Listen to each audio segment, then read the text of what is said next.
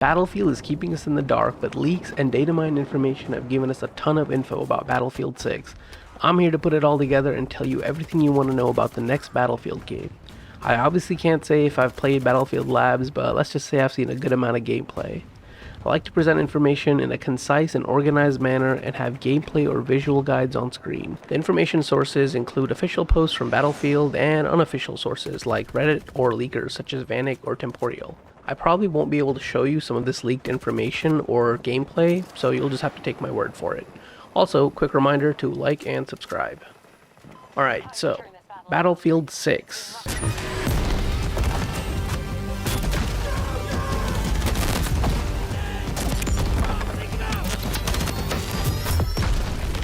Wait, first of all, is that even what it's going to be called? Well, we don't really know. EA has only referred to the game as the next Battlefield or Battlefield Labs, but the community has been running with Battlefield 6, so that's what I'll call it in this video. Speaking of Battlefield Labs, if you don't know what that is, it's a testing environment that the developers of BF6 are using to test and refine the game before the public gets its hands on it. It is under NDA and therefore I cannot show any of the gameplay, like I said, but I'm sure you guys can find it if you want to. Next, let's talk about the release date. The official information we have is that the game will release before March 2026. However, given the history of Battlefield releases, the game will most likely release in late October or November to capitalize on the holiday market. Fans did receive official information via tweet saying the trailer will be quote-unquote soon, and that we would know when it was coming, but so far we've gotten nothing besides blog posts. Now with these details out of the way, let's get into the actual game. Battlefield 6 seems to be featuring 5 major avenues of gameplay. We'll be getting a single-player campaign, the standard multiplayer, and Portal 2.0, which are all confirmed. But due to leaks, we also know about a Battle Royale that's coming, as well as a unique mode called Gauntlet. Keep in mind, all 5 of these don't necessarily have to launch at the same time, so it's likely that we might get the Battle Royale before or after the main release of the game. Now I'll break down all the information we have about each of these, leaving multiplayer for last since that's what we know the most about. So, in terms of the single player and the lore of Battlefield 6, the first bit of confirmed information we have is that BF6 will take place in the near future time setting and the locations in game will vary greatly. We'll talk specifics a bit later. Speaking of which, we also have some information on the factions of the game from leaks. As you can see, the 2 main teams will be NATO and Pax Armada, with NATO most likely consisting of countries like the US, UK, and Egypt, and Pax Armada likely consisting of countries like Spain, Russia, and various North African nations. Not much else is known about the single player or the lore besides a quote from a developer saying they are interested in the concept of talented but ordinary people put in extraordinary situations. Finally, we also recently got a leak of an unfinished campaign mission involving a dam explosion, which showed some animations and gameplay, but it is mostly not worth talking about.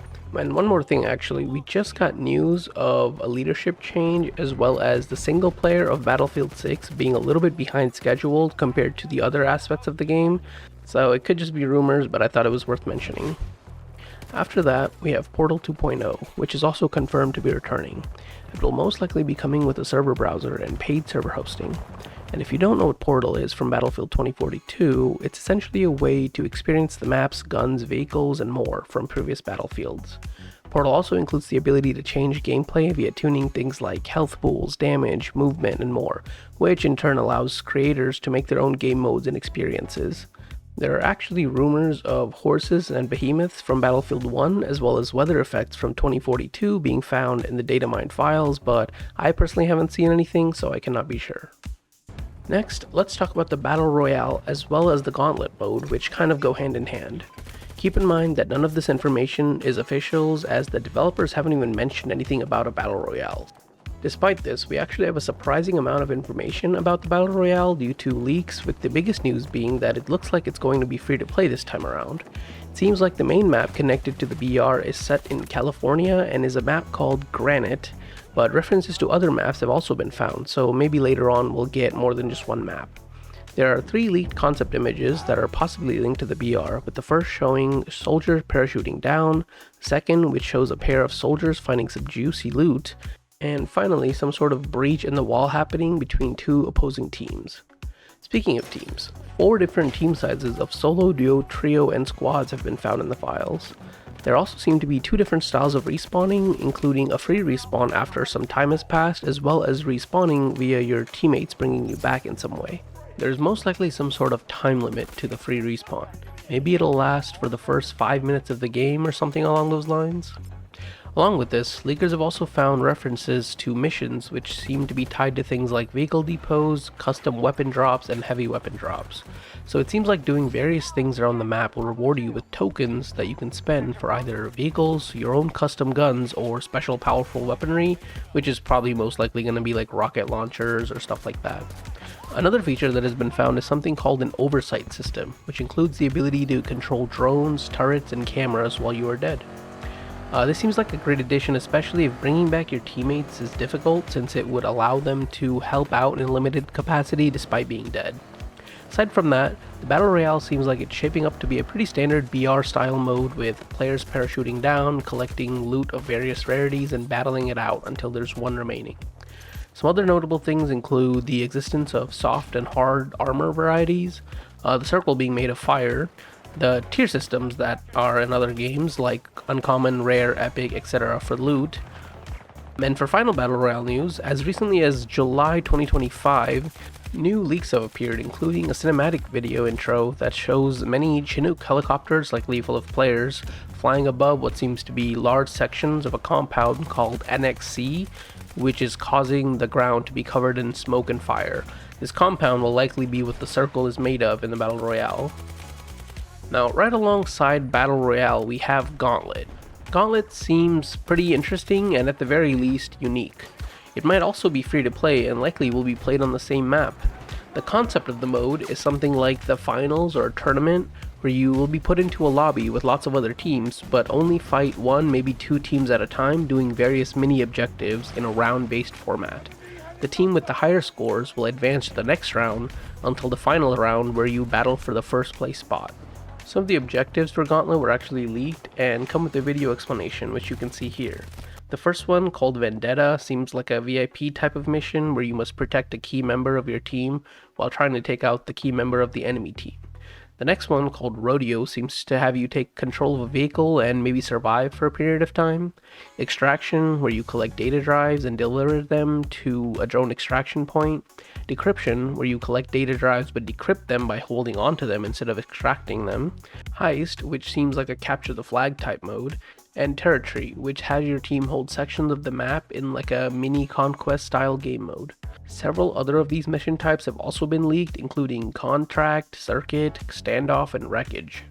Finally, and in my opinion, most importantly, let's talk about the multiplayer, and then we'll get into some general mechanics and information.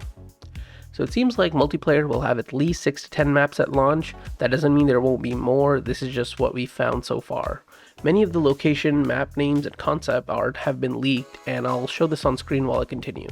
There are maps like Abbasid, which will take place in Egypt, Hollywood Hills, which will take place in California, and Battery, which is likely in Gibraltar.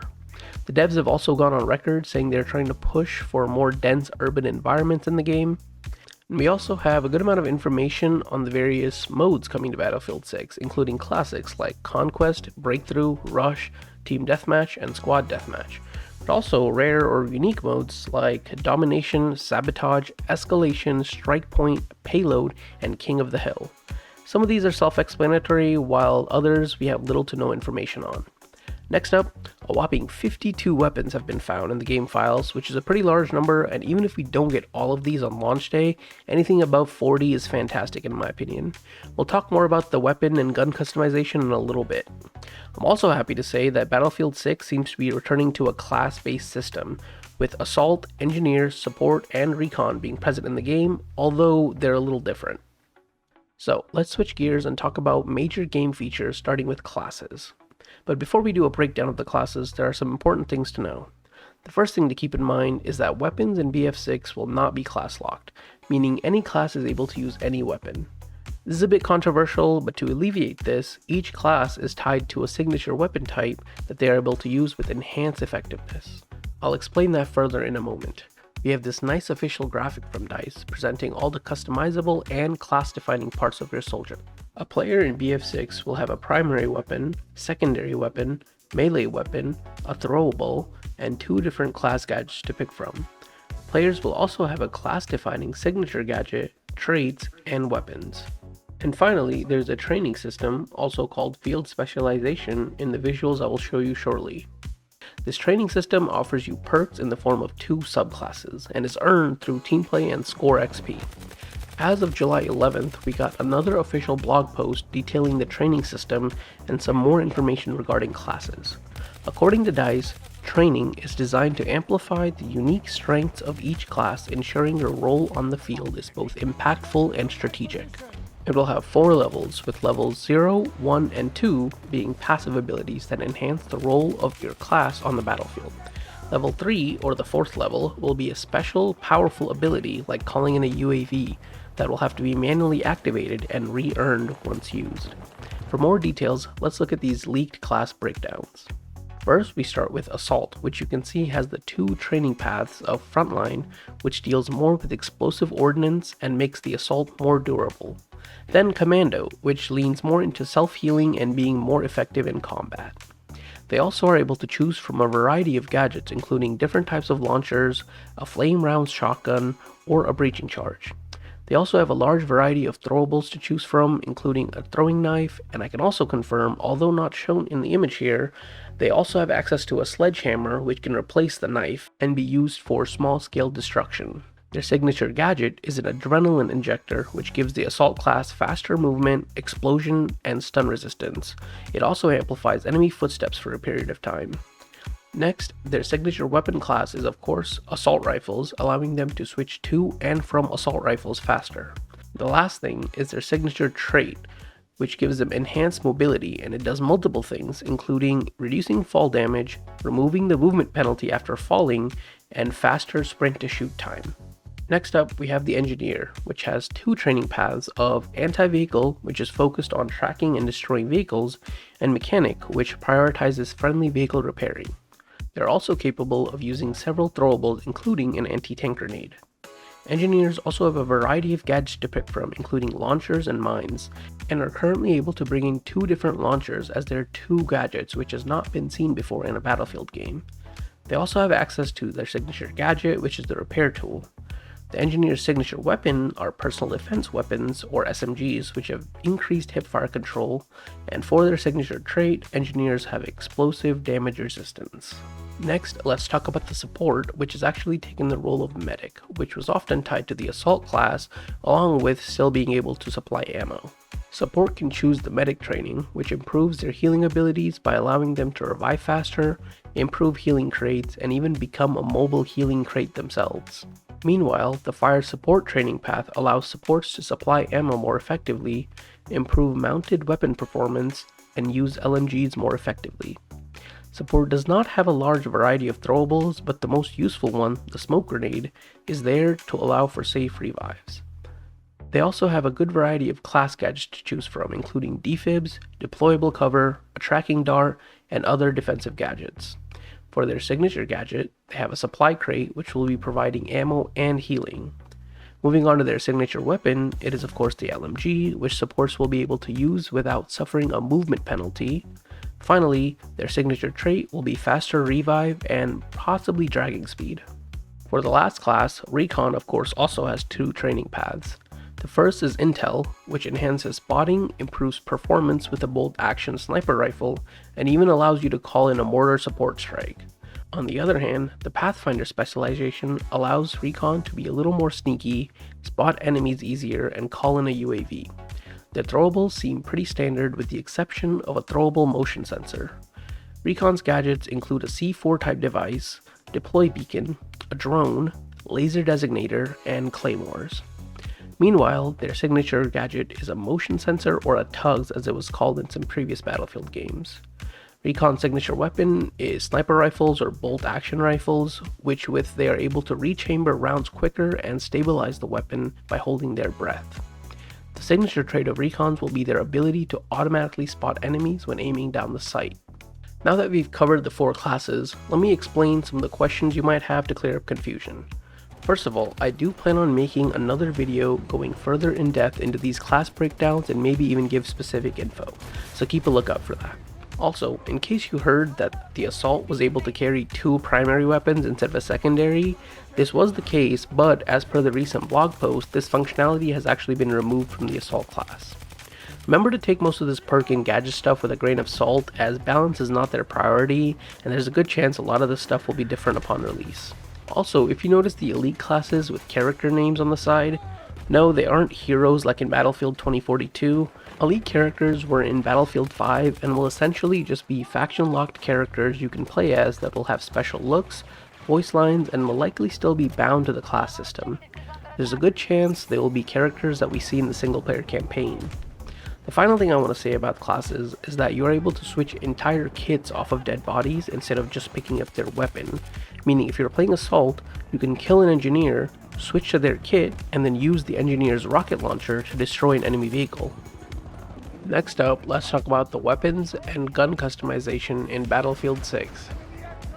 As I mentioned earlier, Battlefield 6 leaks have shown us up to 52 weapons with in-game models. Some are still unfinished, but you can see the full list here.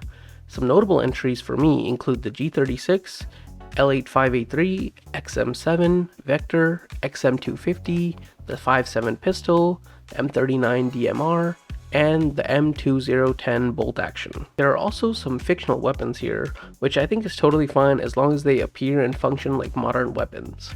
With these weapons comes a pretty extensive weapon customization system which blends elements of something like Escape from Tarkov's modularity and Call of Duty's point system.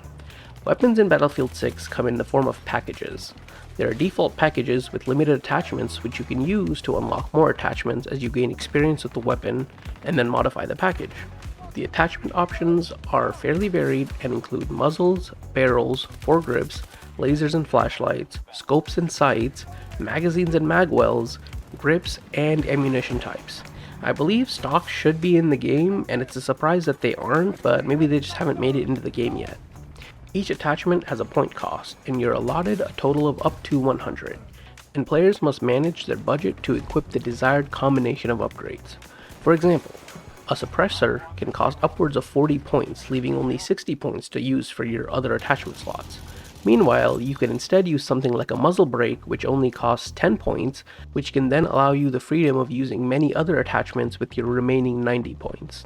Though many of these attachments are self-explanatory, ammo is an interesting one, since many ammo types have been leaked, including tungsten core, which gives you increased penetration at the cost of increased recoil, frangible, which delays healing, hollow point, which does increased headshot damage, and many others, including a variety of shotgun ammunition. These have been found to have a point cost of anywhere from 0 to 20, meaning players will be able to run a variety of ammo. Next, when modifying your weapons, there are statistics shown on the screen including damage, rate of fire, magazine size, recoil, accuracy, reload speed, bullet velocity, and more. Many of these attachments I mentioned earlier will either improve or worsen these stats based on what you choose. Weapons in Battlefield 6 will also likely come with camos and skins, and I'm sure most of us hope they stay somewhat realistic. These will probably be sold but also attainable through weapon mastery, which we know about due to datamine information showing these weapon mastery badges. That about covers it for weapons and attachments breakdown. Let's move on to a different type of weapon and talk about vehicles. Vehicles in Battlefield 6 seem to be more of a concern for the developers this time around, as they have said they want to focus on realistic feeling, more punchy, and effective vehicles. I believe this will mean that vehicles will be seen less often, but will be more difficult and more important to take down. The full list of vehicles is most likely incomplete, but plenty of datamine information has been found showing vehicles like MBTs, AA, IFVs, APCs, transports, helis, jets, and other things like rib boats, civilian transports, and even golf carts. Before we go into detail, let's talk about general information regarding vehicles. We have multiple sources of information regarding vehicles, and some of it is translated from other languages, but I'll try my best to explain it. BF6 seems to be using a blend of an attrition system and a gradual resupply system, where you will have limited ammo in a vehicle, which will replenish over time, but you can also choose to go to a vehicle resupply station to replenish that ammo and health at a much faster rate. Vehicles will be chosen from a menu next to the main base spawn like some previous battlefields. Furthermore, vehicles will have both passive abilities, active abilities, and perk trees. which we will talk about now as we get into the detail regarding different vehicles. To start, let's look at MBTs, or tanks, which will allow you to bring two of several different types of shells, including AP, HE, anti-personnel, guided shell, and several others. MBTs will also have a coax machine gun, the ability to smoke, self-repair capabilities, and active protection. In terms of passive abilities, tanks in BF6 will be able to increase shell loading speed, mobility, and regeneration of passive healing and ammo. Leaks also suggest that MBTs will have a weak spot on the armor where they take increased damage. Next, let's look at the anti-air vehicles, which can choose from high-speed anti-air projectiles, armor-piercing anti-air projectiles, and something called multi-purpose air defense ammo. Again, some of these are translated, so it's hard to tell exactly what it's talking about. AAs will also have an anti-air automatic gun and anti-air guided rockets. For equipment, they will be capable of creating smoke and emergency repair, similar to MBTs. For the passive abilities, anti-air vehicles will be able to gain increased resistance to missiles, increased traversal abilities, and improve their effectiveness at the anti-air role by enhancing their offensive capabilities. Next, let's look at IFVs, or infantry fighting vehicles, which will focus on anti-infantry warfare. They will be able to choose from AP, multi-purpose, air burst, and anti-personnel projectiles. They will also boast secondary weapons including unguided or dumbfire missiles, self-guided anti-tank missiles, and a manually targeted anti-tank missile. IFV equipment will also include defensive abilities like creating smoke, threat detection, and emergency repair. For the passive abilities, IFVs will be able to gain resistance from damage and from being locked on, reduced ability or equipment cooldowns, and increased regeneration of health and ammo. For the final ground vehicle that we have information on, let's talk about the APC, or Armored Personnel Carrier. The control of an APC will be divided between the driver and the gunner, where the driver has defensive tools such as smoking, emergency repair, automatic medical healing, as well as some other things such as the combat perception system and a mobile command station, which we don't really have much information on yet. Meanwhile, the gunner will have access to an enclosed light or heavy machine gun or a howitzer cannon. They will also be able to create a smoke barrier and have some form of an active explosion resistance ability. Next, let's take a look at some air vehicles, starting with helicopters. Helis in Battlefield 6 will be able to choose from self-guided, also called smart rockets, air-to-ground rockets, and dumbfire light rockets as their primary weapons. Secondary weapons will include manually guided anti-tank missiles and air-to-air guided missiles. For equipment, Helis will be able to create false thermal targets or flares, self-repair, and detect ground targets. For their passive abilities, Helis will be able to shoot more powerful but slower projectiles, enable ground radar, increase small arms resistance, and have resistance to lock-on. The last thing to know about Helis is a really nice feature for pilots to be able to see where their gunner is looking, including if they are shooting or not, which helps the pilot understand how to maneuver to better assist the gunner. For the final vehicle breakdown, let's take a look at jets. It seems like there will be two different types of jets, one based on anti-air capabilities and another for more air-to-ground capabilities. Fighter jets will have a 20mm cannon and the secondary Sidewinder air-to-air missiles. They will also be able to use flares and a laser-guided air-to-ground missile. Meanwhile, the attack jets will also have the 20mm cannon, but their secondary weapon will instead be a choice between manually targeted missiles and a laser-guided bomb. The equipment for attack jets will again include flares and also a manually targeted air-to-ground bomb. We do not yet have passive ability information about jets, but I would not be surprised to see things like stealth coating or increased maneuverability. This also shows us that most of the vehicles are not complete and therefore are missing a good chunk of their abilities and armament options. Related to this, we do have some information regarding alternate seats in vehicles or passengers. However, it seems limited and incomplete, so I did not think it was worth talking about. Now, I'll list off some more minor vehicle related information that didn't really fit into anything previously.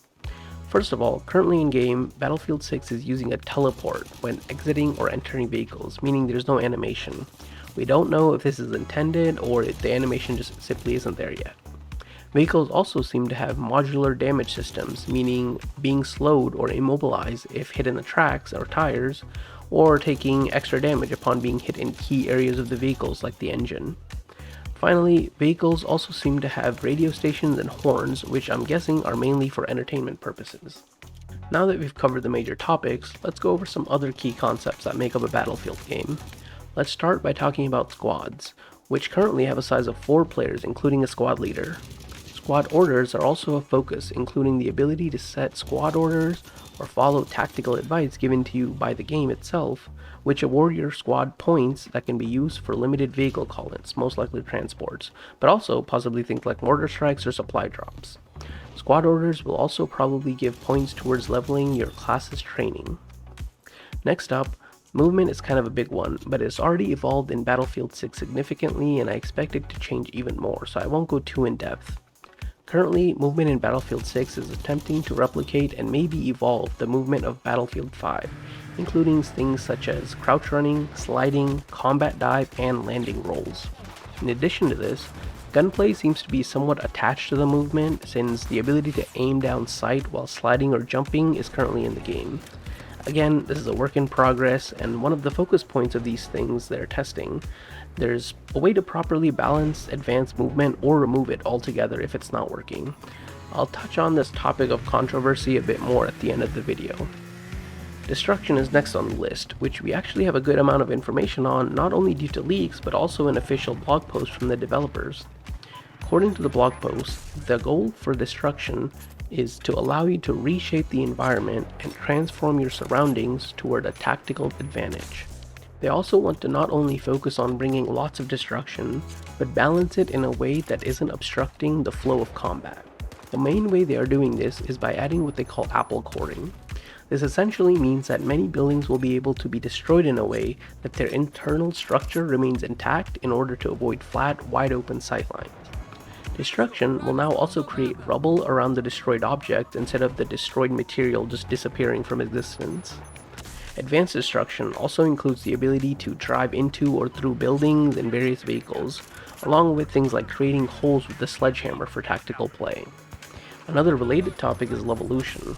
If you're new to the series, Levolution relates to large-scale events and maps that alter the landscape or gameplay somehow. Although we have not seen Levolution in the leaks, data mining has found references to landslides, major building collapses, a marina flood, and a pipeline explosion.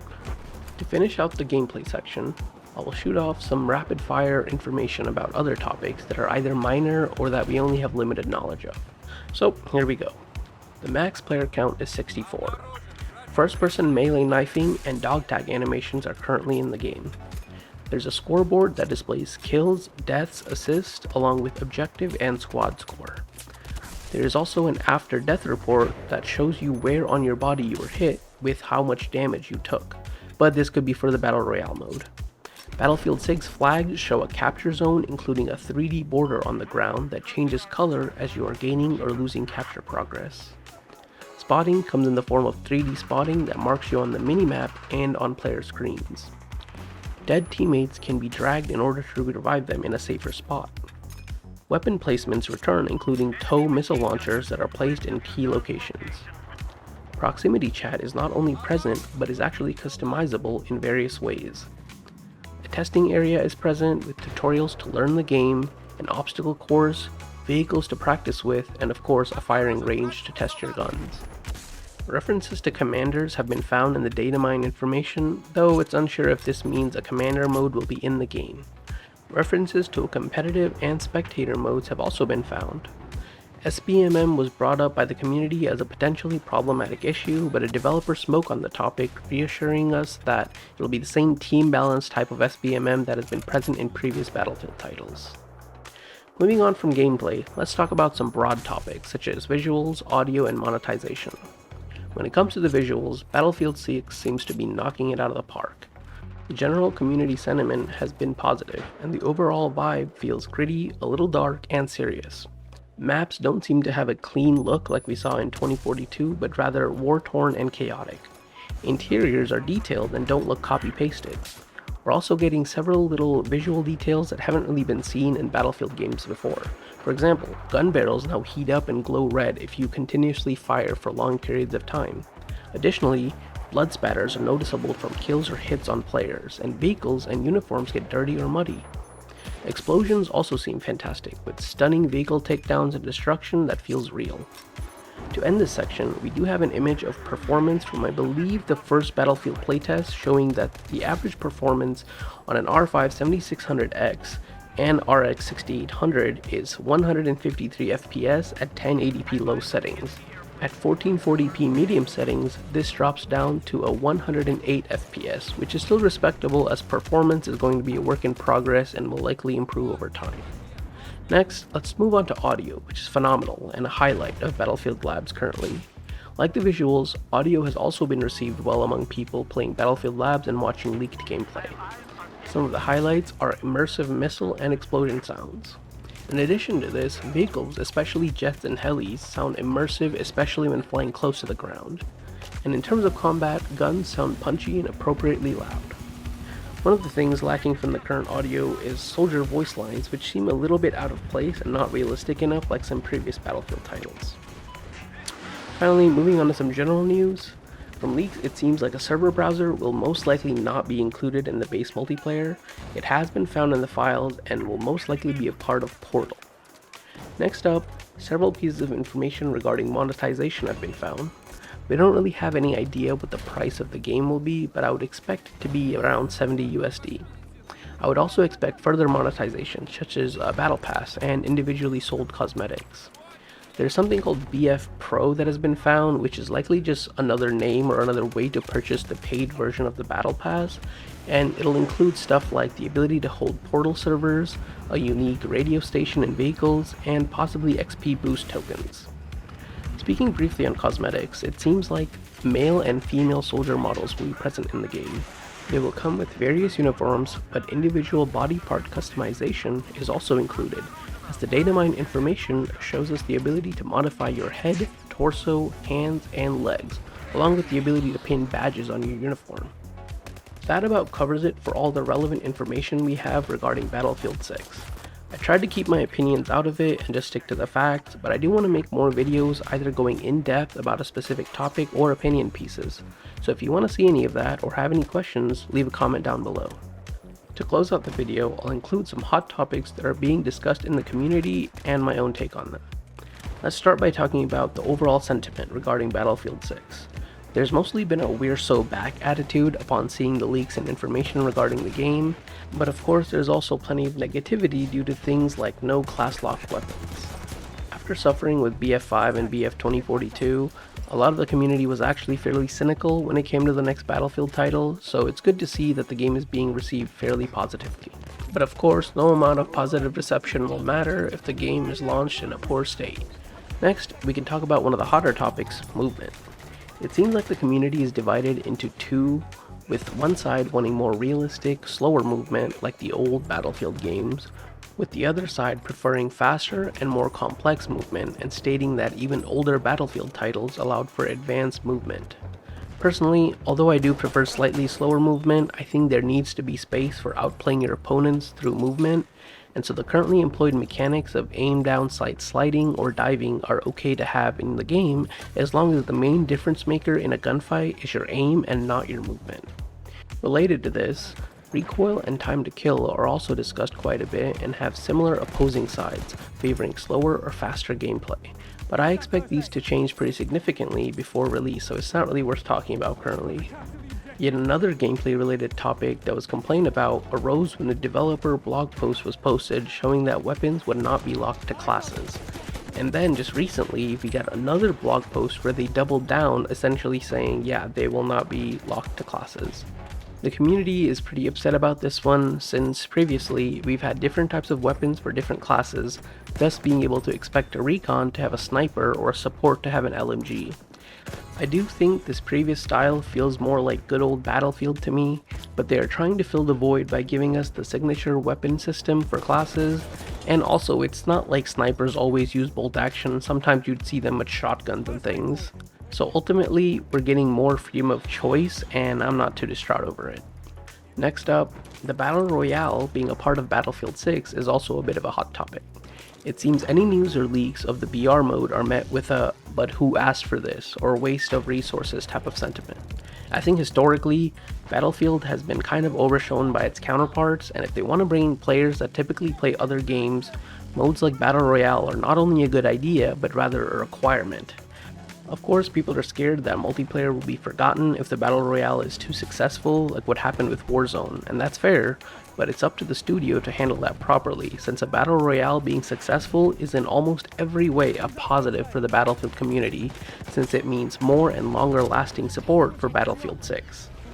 The final and most recent topic of discussion is news in early July 2025 regarding the state of Battlefield development being extremely stressful, the budget ballooning out of control, and having a ridiculous goal of 100 million players for the title. Though some of this news was concerning, a lot of it isn't too surprising for a AAA title looking to pump out the amount of content we've talked about today.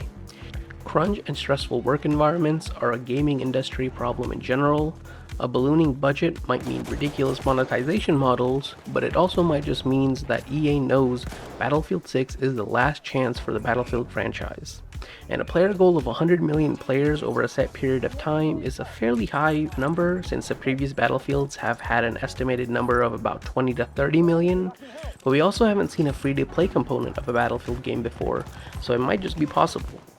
It's also important to realize that the article that was posted had no official source, and that we've seen plenty of positive tweets from the developers working on Battlefield 6.